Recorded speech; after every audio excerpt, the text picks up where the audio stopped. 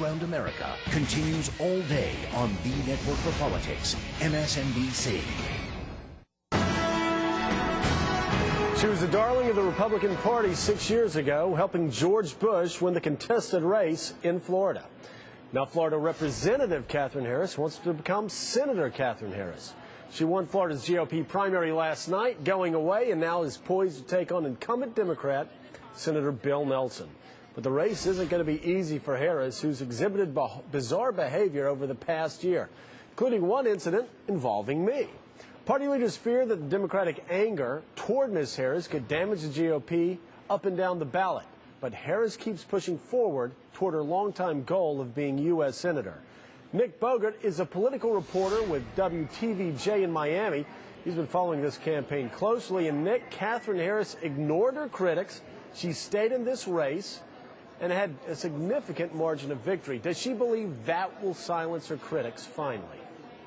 Well, she may believe it, but she beat a trio of fairly little-known folks, a couple of whom had vaguely Democratic-sounding names. There was a Orlando lawyer named Will McBride who kept getting confused with Bill McBride, who ran against Jeb Bush a couple of years ago. Leroy Collins Jr., whose father was a Democratic governor several decades ago. She did emerge with just about 50% of the vote. Not a huge margin given the competition, but she set right out to attack the incumbent Bill Nelson in her victory speech. Tonight's a great victory for our party and for Florida.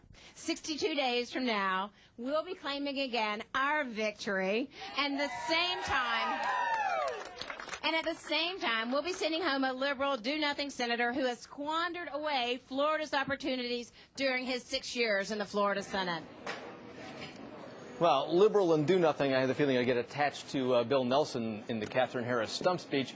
You could argue do-nothing. There's no real major legislative achievement that Senator Nelson can point to. I think most Floridians know him better as the guy who rode on the space shuttle as a congressman quite a while ago. Liberal? Not so much. He's pretty much been a centrist. Katherine Harris trying to claim in an interview with me once that his voting record was more liberal than Hillary Clinton's. She said, look up the National Journal ratings, so I did, and it just wasn't true. So another problem, Joe, you're talking about the bizarre behavior. We saw that firsthand. So many problems. But talk about, though, the attitude of the Republican Party. Are they still concerned that Katherine Harris will not only lose this race come this November, but also could possibly affect, let's say, Charlie Crist, who's on the top of the ticket running for governor, and other candidates up and down that ballot?